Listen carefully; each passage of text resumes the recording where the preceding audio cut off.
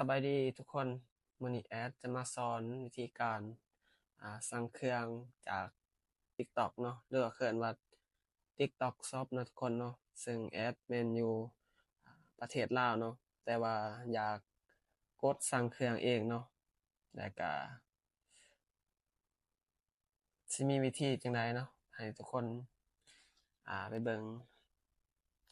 นำกันเลยเนาะอันดับทำอิฐให้ทุกคนเข้ามา TikTok เนาะ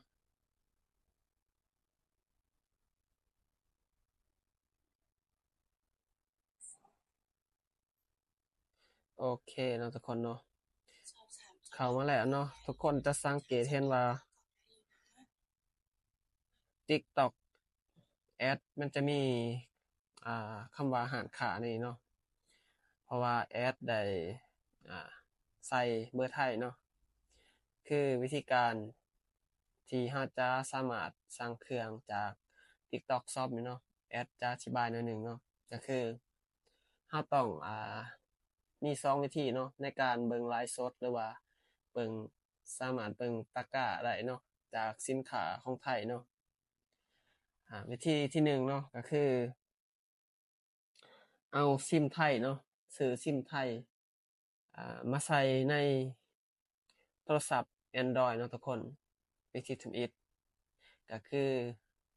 สั่งซื้อเบอร์ไทยก็มีขายทั่วไปเนาะในเฟซก็มีสั่งอ่าหลังจากที่ซื้อแล้วก็ลงทะเบียนเรียบร้อยเนาะอ่าหรือว่าแอดก็บ่แน่ใจเนาะว่าสามารถลงทะเบียนก็ได้หรือว่าบ่ได้คือแอดบ่แน่ใจเนาะว่าเราซื้อมาแล้วใส่เลยได้บ่เลยเนาะตัวนี้เนาะให้ทุกคนลองเฮ็ดเบิ่งเนาะเพราะของแอดเป็นเบอร์ที่ลงทะเบียนแล้วเนาะก็คือเอามาใส่ในระบบ Android โทรศัพท์ Android เนาะมันจะเห็นไลฟ์สดก็เห็นเนาะแล้วก็เห็นสินค้าต่างๆเนาะที่เป็นของไทยเนาะทุกคนเบิ่งในหูปนี่เนาะและวิธีที่2เนาะการจะเปิดเบิ่งไลฟ์สดหรือว่าสินค้าก็คือเปิด VPN เนาะสามารถเปิด VPN ได้เนาะได้ทั้งระบบ Android แล้วก็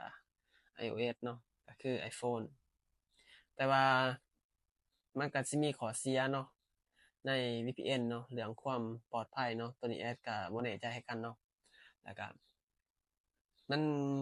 ยุ่งยากเนาะในการเปิดแต่ก็ได้อยู่และมันเฮ็ดให้โทรศัพท์ร้อนไวแต่วิธีที่ง่ายแล้วก็สะดวกเนาะก็คือเอามาใส่โทรศัพท์ Android แล้วก็เชื่อม Wi-Fi เนาะ Hotspot เข้าไปไผมี Wi-Fi ก็เปิด Wi-Fi ใส่จั่งซี้เนาะมันจะอ่าขึ้นมาเองเนาะแล้วก็วันนี้แอดจะมาสอนวิธีสั่งเครื่องเนาะหลังจากที่เราขึ้นหน้าตาแบบนี้เนาะก็กดค้นหาเนาะสินค้าที่เราต้องการจะสั่งคือแอดจะสั่งหมอไฟฟ้าเนาะโอเคหลังจากนั้นแอดก็จะสั่งตัวทำอิฐนั่นเนาะกดเข้าไปจิ้มเข้าไปเนาะและตัวนี้เปอร์เซ็นต์ตัวนี้แม่นเอิ้นว่าค่าคอมมิชชั่นเนาะซึ่งว่าเราสามารถสั่งสินค้าและก็รับค่าคอมได้เนาะวิธีการเปิดสร้างรายได้เนาะซึ่งแอดจะสอนคลิปอื่นเนาะทุกคนเนาะ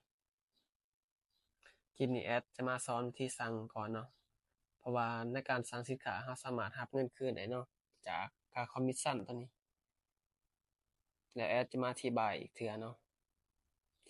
หลังจากนั้นให้กดไปที่ซื้อเลยเนาะมันขึ้นในนี้หลังจากนั้นเราก็มาเลือกสีเนาะว่าต้องการสีหยัง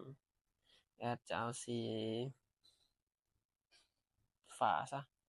ฟ้าละกันเนาะมันจะขึ้นจังซี่เนาะหลังจากนั้นก็กดซื้อเลยเนาะ โอเคเดี๋ยวแอดปิดนี่ก่อน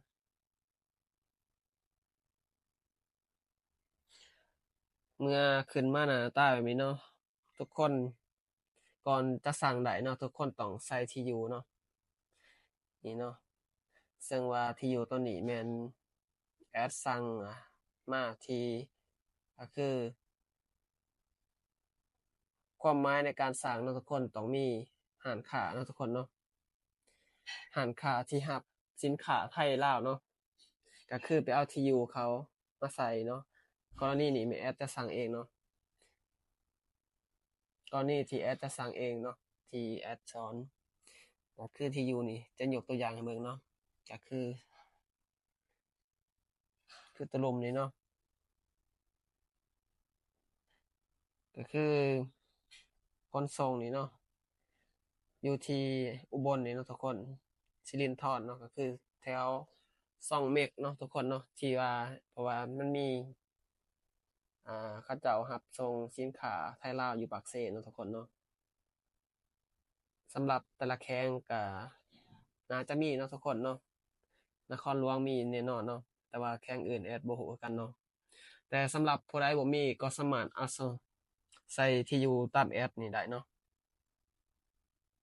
หรือว่าทักมาเนาะสอบถามแอดได้เนาะว่าสนใจสั่งเครื่องเองเนาะแอดจะส่งเบอร์หรือว่าที่อยู่ให้ติดต่อเนาะเมื่อเฮาได้เครื่องแล้วเฮาก็เมื่อเครื่องมาฮอดเนาะขนส่งแล้วทางขนส่งเพิ่นจะแจ้งแล้วก็ฝากไปต่อแต่ละแข้งให้ได้เนาะก็ง่ายคือกันเนาะบางคนว่าตกใจว่าสั่งเครื่องมาฮอดแล้วจะรับเครื่องจั่งใดเนาะก็คือขนส่งทางลาวเราจะฝากอนุสิทธิ์หรือว่าหงส์อรุณต่างๆเนาะขนส่งไปให้อีกเทื่อเนาะกรณีต่างแข้งเนาะหรือว่าสามารถมารับเองได้เนาะที่ขนส่งปากเซเนาะหลังจากนั้นแอดก็มาเลือกขนส่งคือตัวนี้เนาะแอดจะสั่งนี่เนาะหลังจากนั้นเนาะแล้วมาสังเกตราคาเนาะถูกต้องแล้วเนาะก็คือค่าจัดส่งอยู่ไทยมันจะส่งฟรีเนาะรวมมูลค่า216บาทเนาะก็คือถ้าว่าเรามาซื้ออยู่ลาวนี่บางสินค้านี่มันจะบ่มีเนาะสิ่งที่เราต้องการเนาะมีหลายอย่างหลายแนวเนาะซึ่งในลาวเขายังบ่ทันเอามาขายเนาะและเราต้องการเนาะแล้วก็คือนี่เนาะแอดสั่งมากดสั่งเองโคมไฟนี่เนาะก็สั่งมาจากไทยเนาะทุกคนหลังจากนั้นให้กดทำการสั่งซื้อเนาะตัวนี้เนาะแม่นแอดจะผูกก็คือจ่ายเองเนาะมันจะมีหลายวิธีการจ่าย1ผ่าน Mastercard ก็คือในธนาคารลาวเรามี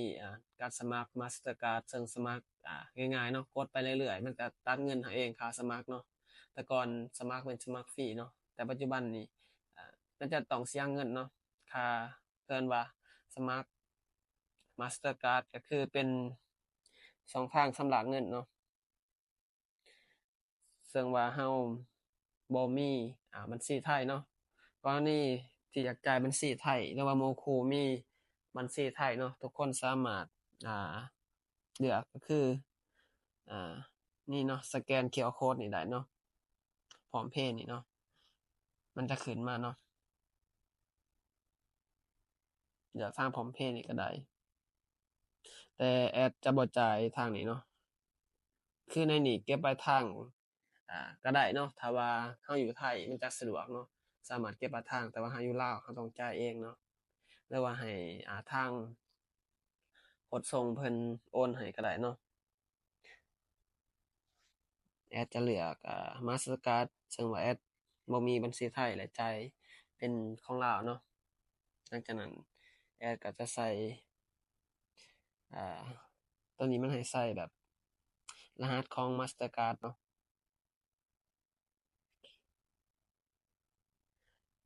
หลังจากนั้นเนาะให้ทุกคนกดดำเนินต่ออยู่รุมเนาะ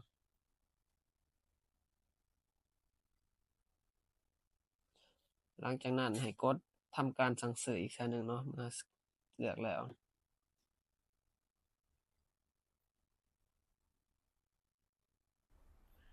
รอท่ามันตัดเงินจาก BCA1 เฮาเนาะเมื่อมันตัดเงินจาก BCA1 เฮาแล้วเนาะมันจะขึ้นหน้าต่างแบบนี้เนาะมันเขียนว่าขอขอบคุณสำหรับคำสั่งซื้อเนาะขึ้นไม้ติ๊กสีเขียวเนาะถือว่าการสั่งซื้อแม่นสำเร็จเนาะทุกคนมีแต่รอท่าเนาะทุกคนเนาะหลังจากเรากดสั่งซื้อนี่แล้วรอท่าประมาณ 2-3 วันเนาะคืออยู่ไทยส่งมาเขตอยู่ไกลหม้องรับนี่เนาะประมาณวันเดียวหรือ2วันก็ฮอดเนาะบัดนี้ทางขนส่งก็จะไปรับเอาเนาะอ่ารวมๆประมาณ3วันเนาะก็จะได้เครื่องเนาะก็บ่ยากเนาะทุกคนวันนี้เรามากดเบิ่งคำสั่งซื้อเนาะคำสั่งซื้อเมื่อเราอยากเบิ่งว่าเราสั่งซื้อมันมาฮอดไสเนาะเลือกคำสั่งซื้อของคุณนี่เนาะโอเคหลังจากนั้นให้เลือกคำสั่งซื้ออีกเทื่อเนาะนี่เนาะแอดสั่งหมอนี่เนาะหลังจากนั้นให้กดเบิ่งเนาะกดไปหม้องนี้บ่แม่นเนาะเดี๋ยวแอดกดไปที่จำหม้องนี้เนาะมันจะมั่วไปกล่องตึ้งเข้าไปหม้องมีตัวหนังสือนี่เนาะมันจะขึ้นคำสั่งซื้อแบบนี้เนาะสั่งซื้อแล้วเราก็มาสามารถเช็กสถานะเนาะเมื่อมันขึ้นมาฮอดพี่เนาะจัดส่งแล้วเนาะแสดงว่ามันมาฮอดฝั่งลาวฝั่งไทยที่ว่าชายแดนเฮาเนาะนี่มันก็จะบอกว่าส่ง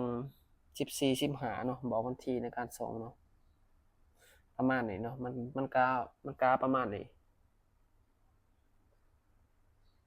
จะประมาณ2-3วันเนาะ